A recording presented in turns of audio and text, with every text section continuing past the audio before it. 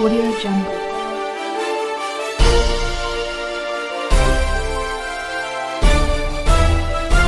Audio Jungle. नमस्कार दोस्तों, बिहार नाव में आपका स्वागत है। आज हमारे बीच हैं शशि शेखर जी, जो कि इंग्लिश के क्षेत्र में अपना धूम मचाए हैं। ये यूपीएससी से लेकर पीओ सारे बच्चों को पढ़ाते हैं, बहुत आनंद आता है। और थोड़ा सा इंट्रोडक्शन सर से ही हम जाने। सर, थोड़ा सा इंट्रोडक्शन अपना। जी नमस्कार। नमस्ते सर। मैं पटना ज़िला से बिलोंग करता हूँ। शुरुआती जो मेरी प्रारंभिक पढ़ाई हुई गांव से हुई। जी। गांव में जो सरकारी स्कूल थे उसी से मैंने अपनी पढ़ाई लिखाई पूरी की, और फिर वहाँ से निकल कर के और अच्छे नंबर से, अच्छे मार्क्स से मैट्रिकुलेशन के एग्ज़ाम पास करके फिर जी। पटना में आए, और पटना में रह कर के बहुत ढंग से पढ़ाई लिखाई किए, कॉम्पिटिटिव एग्ज़ाम्स की भी तैयारी किए। लेकिन लकली या अनलकली मानिए कि कहीं और मुझे सेवा करने का मौका जो होता है मिला सब था। ऊपर वाले गाइड से जी होता है। जी जो जी।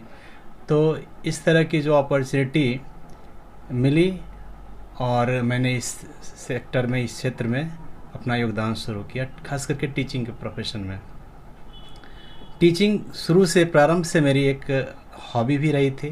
पता नहीं ये हॉबी कब मेरा जुनून और साथ ही साथ मेरा प्रोफेशन बन जाएगा। जी। इस बीच में थोड़े से एक एक्सीडेंटल चीज़ होता है जो बहुत प्री प्लान नहीं होता है, पर वो आज मेरे व्यवसाय के रूप में, मेरे प्रोफेशन के रूप में बन गया है। पूरी तरह से हमने उसमें रच बस गया है, और आज हम अपने बच्चों को, खास करके कॉम्पिटिटिव के सेक्टर में जो बच्चे बैंक पीओ के लिए, जी। एमबीए के लिए, या सीसेट, सिविल सर्विसेज के सीसेट के लिए जो प्रिपरेशन होता है, उसको मैं कराता हूँ पटना में। जी।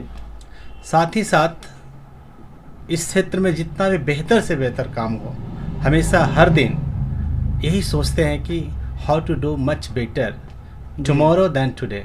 This is my consistent effort. ऐसा नहीं है कि ये कोई टेम्पररी, ऐसा नहीं कि ये ठीक है मेरे को ये प्रोफेशन मिली तो ठीक है, एक्सीडेंटल मिली कि चूँकि मैंने प्रिपरेशन किया, नहीं हुआ कहीं या हुआ तो फिर मैंने इस सेक्टर में जो मुड़ा, वो कोई मेरी कंपल्सन नहीं थी, बल्कि मेरा अपना जो चॉइस का सेक्टर था वो मुझे मिल गया। और आज मुझे बहुत संतोष है, सेटिस्फैक्शन है कि मैं बिहार के बच्चों को अंग्रेजी के शिक्षा को बेहतर तरीके से प्रोवाइड कर रहा हूँ।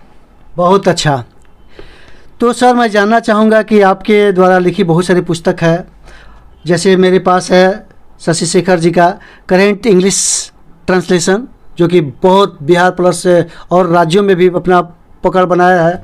इसी तरह से आपके बीच है करेंट इंग्लिश ग्रामर, और लगभग कुल कितने किताब लिखे हैं? जी, सबसे पहले मैं ये बताऊं कि इस बुक को लिखने की प्रेरणा मुझे कहाँ से मिली, कैसे मिली। जी। तो चूँकि मेरा एक प्रिंसिपल था कि हम अधिक से अधिक लोगों के जीवन में, उनको ट्रांसफॉर्मेशन में अपनी भूमिका अदा करें। जी।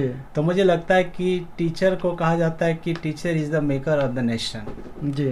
टीचर इसलिए मेकर, तो हालांकि कमोबेश सारे लोग का कुछ न कुछ भूमिका बराबर होता है देश के अंदर में, चाहे वो बॉर्डर पे आर्मी हो या फिर डॉक्टर्स हो, इंजीनियर्स हो, सारे लोग हों, सबका कंट्रीब्यूशन सभी का कंट्रीब्यूशन होता है।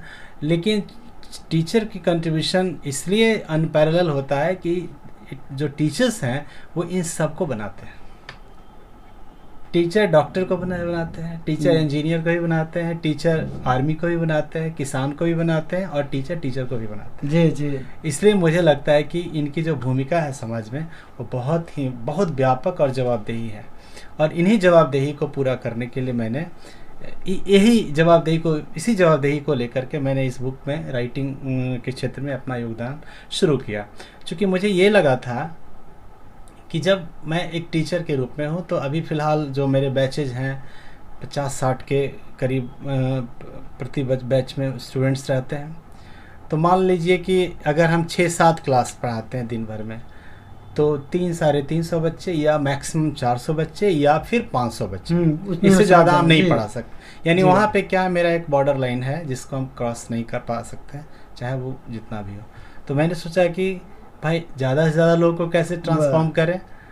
तो इस प्रेरणा से मुझे लगा कि अगर हम कुछ लिख दें और कुछ लिखें, और चूंकि हमने बुक पे अपना टेलीकॉम कॉन्टेक्ट नंबर भी डाल रखा है कि जिन किसी को, चाहे वो टीचर्स, हमारे बंधु टिचर्स हैं या मेरे स्टूडेंट्स हैं, उनको जहाँ कहीं भी दिक्कत हो, डाउट्स हो, कन्फ्यूज़न हो, वो डायरेक्ट हमसे बात कर सकते हैं और मैं उसको रिस्पॉन्ड करता हूँ प्रॉपरली वे में।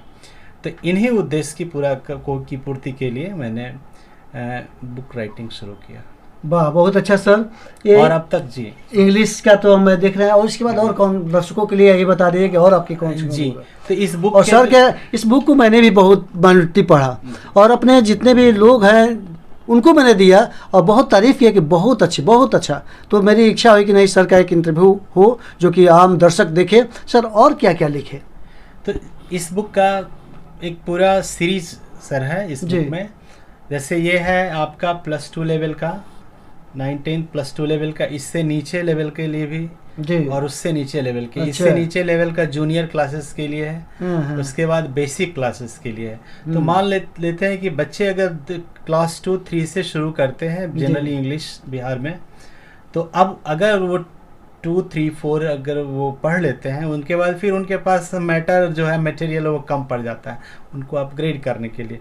तो इस व्यू पॉइंट से हमने जूनियर ट्रांसलेशन और ग्रामर और साथ ही साथ एसेज राइटिंग, ऐसे लेटर राइटिंग के लिए भी मैंने बाइलिंगुअल यानी हिंदी और अंग्रेजी दोनों में उसमें मैंने किया है जी। ताकि बिहार के सुदूर गांव के लोगों को, जो खास करके चूँकि बड़े शहरों में बड़े बड़े कॉन्वेंट स्कूल्स हैं, बड़े बड़े लोग भी डीप पॉकेटेड लोग हैं, अमीर लोग हैं, वो अपने बच्चे को बड़े आसानी से अंग्रेजी स्कूल में पढ़ा लेते हैं।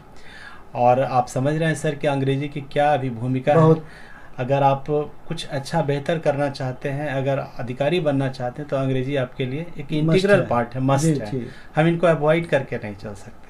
तो मुझे हमेशा ये लगा, ये प्रेरित किया कि नहीं, आप हमारे लोग के लिए, बिहार के लोग के लिए खास करके, चूँकि बिहार में अंग्रेजी शुरू से ही अपेक्षित रहा, जबकि उनकी इंटरनेशनली डिमांड अपेक्षित रहा है। देखिए, उपेक्षित और अपेक्षित में ये फ़र्क होता है सर जी।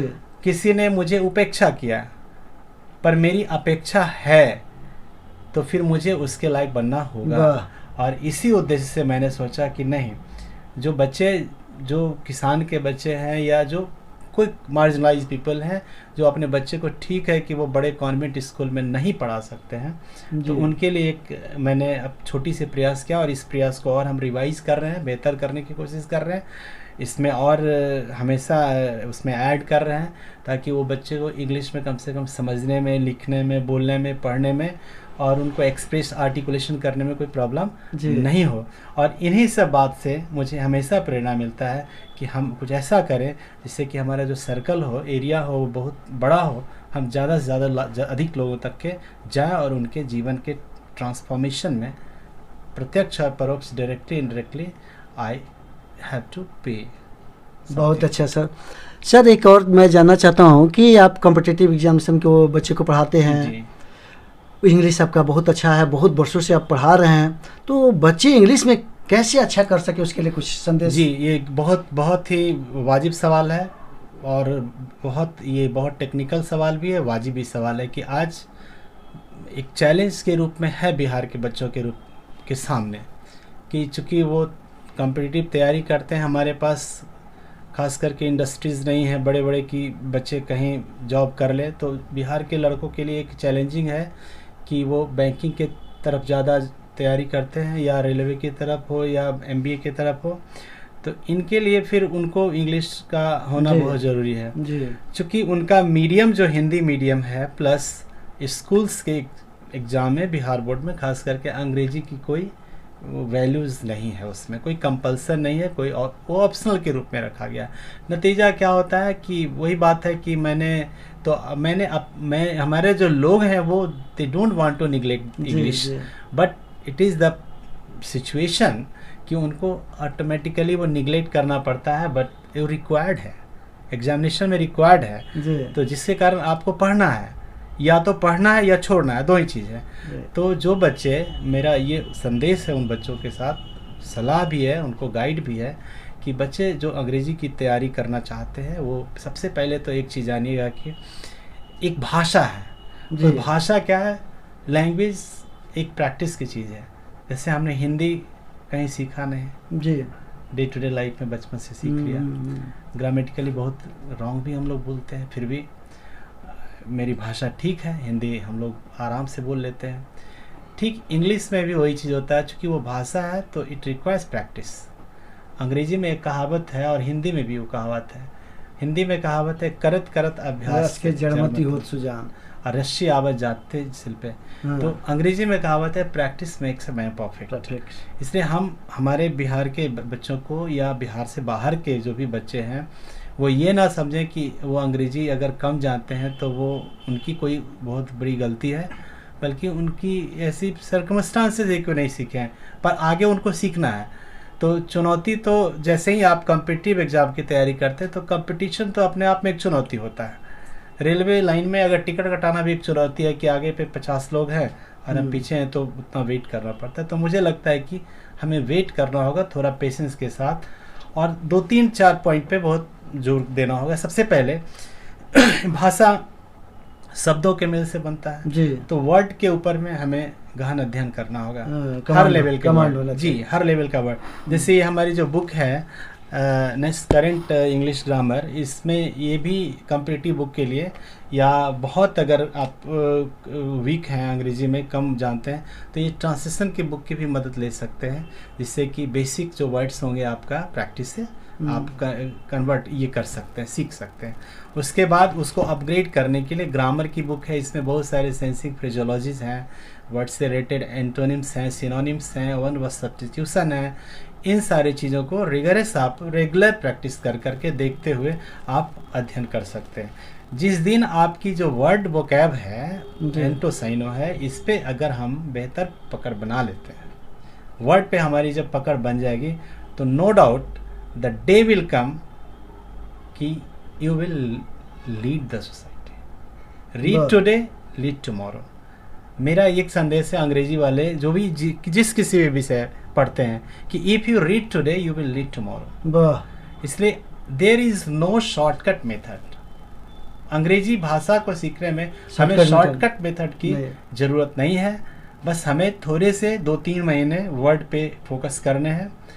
आप कोई एक अंग्रेजी न्यूज़पेपर ले लीजिए, कोई ज़रूरी नहीं है कि वो डेली हो, कोई दिक्कत नहीं। अगर बहुत, चूँकि फाइनेंशियली जो फिजिबल होना भी बहुत ज़रूरी है। अगर चूँकि आप बुक ले लेते हैं फिर कहते हैं सर समझ में नहीं आ रहा है, तो ठीक है, आप वीक में एक पेपर ले लीजिए।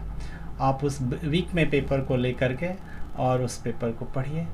वर्ड ना आए कोई बात नहीं, कंसल्ट द डिक्शनरी, है ना।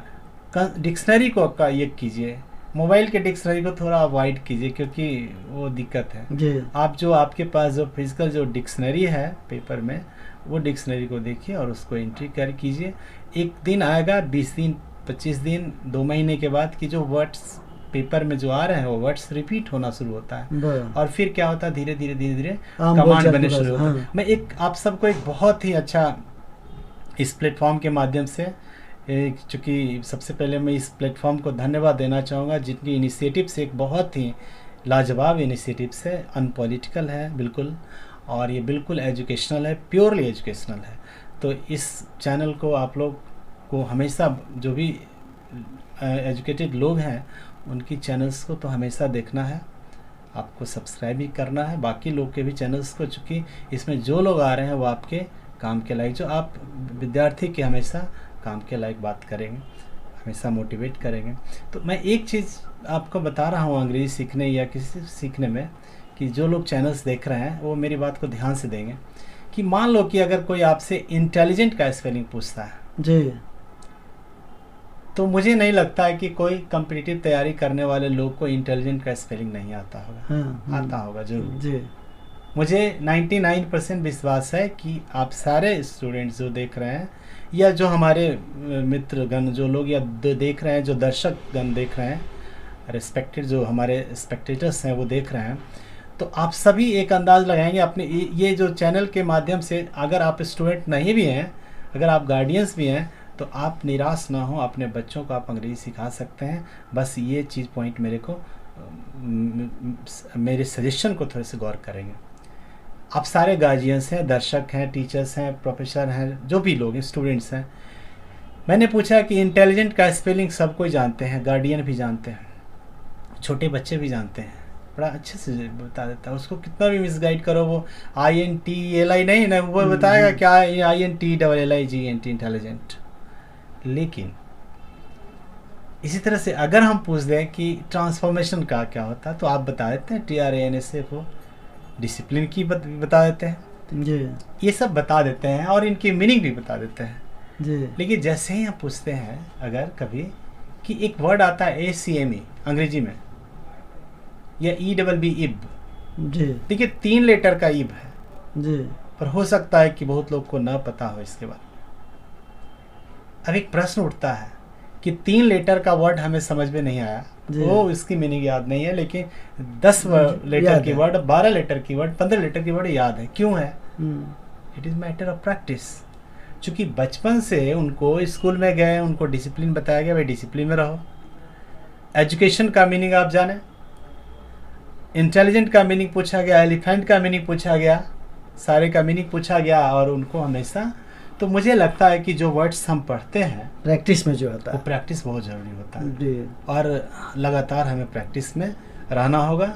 आप एक बार थॉरली पढ़ो, फिर 10 दिन के बाद, 5 दिन के बाद एक बार देख लो, देखो वो you will time any complications को भी आप क्या करेंगे, आप उसको एकदम चेक कर लेंगे, अपने कंट्रोल में कर लेते हैं। बहुत अच्छा एक point। जी जी दूसरी पॉइंट है अंग्रेजी सीखने का कि ग्रामर को हम कहते हैं कि ग्रामर के बिना एक शब्द भी खड़ा नहीं हो सकता है, कहा जाता है जी हाँ ठीक बात है कि चूँकि हम लोग, अगर ग्रामर एक लिंग्विस्टिक कंसेप्ट है जिसमें कि हमें बहुत कुछ सीखना पड़ता है। बहुत लोग ग्रामर नहीं पढ़ते हैं फिर भी हिंदी बोल लेते हैं, जी लेकिन जब उनको लिखने की बारी आती है तो फिर हिंदी भी वो सही ढंग से नहीं लिख पाते। जी जी तो कॉम्पिटिटिव एग्जामिनेशन में क्या होता है कि यही इफ बट को देखा जाता है, ये नहीं देखा जाता। ठीक बात है कि एक एग्जाम्पल हम लेते हैं कि अगर हम अंग्रेजी में बोल दें कि I am waiting for 2 hours, तो हम सामने वाले को समझा लिए, सामने वाले ने समझ गया कि मैं आपकी 2 घंटे से इंतजार कर रहा हूँ। ये ग्रामेटिकली तो नहीं बिल्कुल, लेकिन भाषाई आधार पे कन्विंस हमने कर लिया जी। लेकिन चूंकि जैसे ही वो ग्रामर पे पैमाने पे चढ़ेगा तो वो उसमें गलती होगा कि नहीं, जब हम फॉर और सिंस का यूज़ कर रहे हैं तो हम आई एम वेटिंग नहीं लगाएंगे, आई हैव बीन वेटिंग लगाएंगे, या हैड बीन जो भी मैंने बिना बिन का नहीं काम चलेगा। तो grammar is integral part in language. अगर हम उसको करेक्टली बोलते हैं, ग्रामर बताया गया होगा आप लोग को स्कूल में, हम लोग जब पढ़ते थे स्कूल में हिंदी के, हमारे टीचर बताते थे कि ग्रामर वह विधा है जो हमें शुद्ध शुद्ध बोलना लिखना इत्यादि सिखलाता है।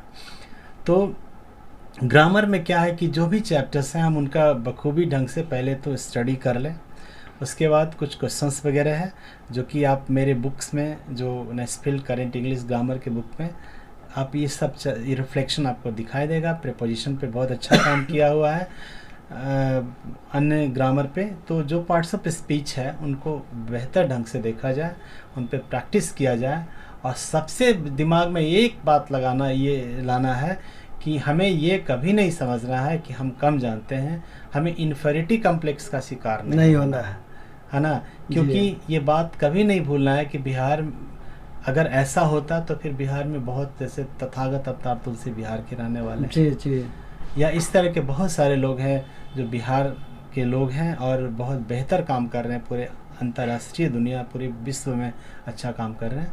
तो हम ऐसे कर सकते हैं, सीख सकते हैं। इसलिए पहले है कि आई कैन डू, दिमाग में रखना है कि आई कैन डू, ये बहुत ज़रूरी है, मैं इसे कर सकता हूँ। फिर करना है कि आई विल डू, मैं मुझे ज़रूर करना है, हम उसे कर लेंगे। तो फिर मुझे नहीं लगता कि कहीं कोई प्रॉब्लम होगा अंग्रेजी के। सर एक और थोड़ा सा जानना चाहेंगे, यूपीएससी की क्लास भी आप लेते हैं, जी। बड़ी खुशी के और फख्र की बात है कि यूपीएससी क्लास में आप ये करते हैं। बिहार के भी बच्चे बहुत अच्छा अपना परफॉर्म कर रहे हैं, तो यूपीएससी बच्चे जैसे इकोनॉमिक्स विषय हार्ड थोड़ा माना जाता है, इकोनॉमिक्स के लिए क्या किया जाए? सर इकोनॉमिक्स के लिए यूपीएससी में या जो भी सिविल सर्विसेज में जी, इकोनॉमिक्स एक बहुत एक बहुत बड़ा ब्रॉड एरिया है उसका, अभी जी। जो बनते जा रहा है, बड़ी डायनेमिक सब्जेक्ट है। जी तो जी इस डायनेमिक सब्जेक्ट जितना गतिशील ये विषय है, उतना ही गतिशीलता के साथ हमें इस पे फोकस करना होता है। बस। जैसे एज ए टीचर हमें हमेशा उसको अपडेट करना पड़ता है, अपडेट करना पड़ता है कि नए रिपोर्ट्स क्या आ रहे हैं, हमेशा डेटा चेंज होते रहता है। तो लगभग 40-50% जो डेटा है हमेशा अपडेट रहता है। अप्लाइड इकोनॉमिक्स अब जी तो जी ट्रेडिशनल अब नहीं पूछ रहा है, applied। खास करके एग्जाम में।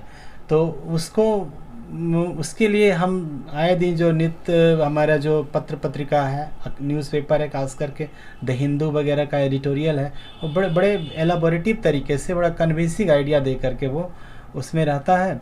और भी मैगजीन्स हैं, जैसे इंडिया टुडे वगैरह में भी सिविल सर्विसेज के लिए अच्छा जी, जी। कुछ मटेरियल रहता Editorial है, रहता योजना है, है, आपका हाँ। कुरुक्षेत्र है। जी जी और इस तरह से तो पेपर का हम डेली का जो आंकड़े हैं वो अपडेट करें, कलेक्शन करें, और जो सबसे अद्यतन आंकड़े होते हैं खास करके यूपीएससी में, नई नई योजनाएं लागू होती हैं सरकार की। आजकल ही एक योजना जैसे मान लेते हैं कि एक ई रूपी करके प्रधानमंत्री जी ने हाँ। लाया है, ये एक है।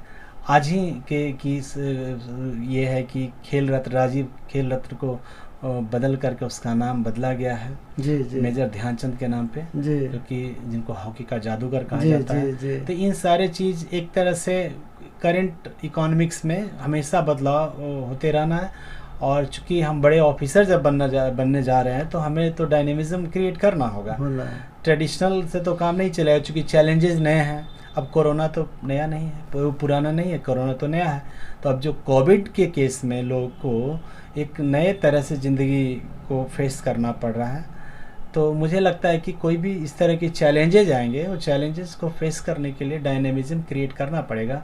और इकोनॉमिक्स में वही चीज़ है कि जो भी चीज़ बदले उस चीज़ को अपडेट कर लेना है।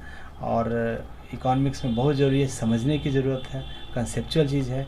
आप जितना उसको समझेंगे, रटने की कम ज़रूरत है। आप समझेंगे, बड़े बड़े लोगों का, इकोनॉमिस्ट का, बड़े बड़े एक्सपर्ट के लोगों का जो व्यूज़ हैं, उन व्यूज़ को एनालिसिस करेंगे और फिर खुद एनालिसिस करना सीखेंगे, और वो आपके लिए बेहतर साबित होगा एग्जामिनेशन में। बहुत खूब। और इस तरह से सर, बिहार नाव के माध्यम से कुछ संदेश सर।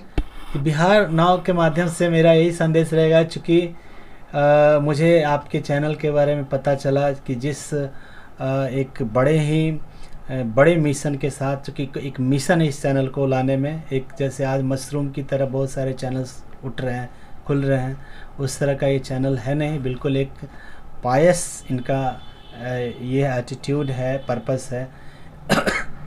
इसलिए इस चैनल के माध्यम से मैं ये हमेशा बताना चाहूँगा, अपने छात्रों को भी बताता हूँ, अपने बच्चों को भी बताता हूँ, अपने इष्ट मित्रों दोस्तों को भी बताता हूँ। और मेरे को इतना बड़ा चैनल मिला है आज, जहाँ से हम बहुत मैंने अपील कर सकते हैं। और अपील मेरा निश्चित रूप से हम लोग से आग्रह है, आप सब दर्शकों से, कि इस अपील को बिल्कुल कोशिश करें कि हम अपने जीवन में उतारें, और हम भी उतारते हैं। और इस तरह के कि देखिए, ठीक है कि एजुकेशन की तो बहुत ज़रूरत है भाई।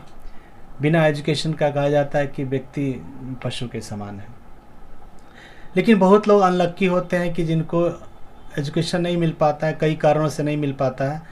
तो मुझे लगता है कि हम एजुकेटेड लोगों को कम से कम सबसे ज़्यादा प्रेम एजुकेटेड लोगों को सबसे ज़्यादा प्रेम तो पहले अनएजुकेटेड लोगों से करना होगा। जी जी, है ना? बहुत बड़ी बात है। दूसरी चीज़ है कि हम हमेशा अपने लोगों को एक व्यक्ति की तरह पहले हम ट्रीट करें, न कि उनके पद की तरह। चाहे वो जो लोग हों, कोई भी लोग हों, there is no caste barrier, there should not be any religion barrier. हम ना ये जाने ना वो जाने, अपना पराया ना, बल्कि हमें एक अच्छा इंसान हमेशा बनने की कोशिश करना होगा, और चाहिए भी, है ना? क्योंकि गांधी जी हमें कहते थे हमेशा कि the supreme aim of education should be, है ना, character purification of the character should be the supreme aim of education. वाह। यानी जब तक हमारा चरित्र का शुद्धिकरण नहीं होगा, तो हमारी शिक्षा का चरम उद्देश्य प्राप्त नहीं होगा। नौकरी तो कम पढ़ने वाले को भी मिल सकता है, भाग्य से भी मिल सकता है, कभी कभी ऐसा होता है, कर्म से मिलता है, भाग्य से मिलता है, पर एक अच्छा इंसान हमेशा कर्म से ही बन सकता है। इसलिए मुझे लगता है कि हमें एक अच्छा इंसान भी होना बहुत ज़रूरी है। बहुत खूब सर। और ये थे शशि शेखर सर, जो कि बहुत सिंपल बट इंग्लिश, इकोनॉमिक्स या और किसी सब्जेक्ट में हम बात करें तो सर का बहुत अच्छा आंसर और डीपली अध्ययन है सर। इसी तरह से, और इसीलिए नहीं, इसी कारणों से सर बहुत पॉपुलर है, बच्चों के बीच में बहुत पॉपुलर है। तो इच्छा हुई कि नहीं, बिहार नाउ पर सर को हम लोग लाएं और सर अपना बहुमूल्य समय दिए। इसके लिए दिल की गहराई से सर आपको प्रणाम, बहुत बहुत धन्यवाद। Thank you very much.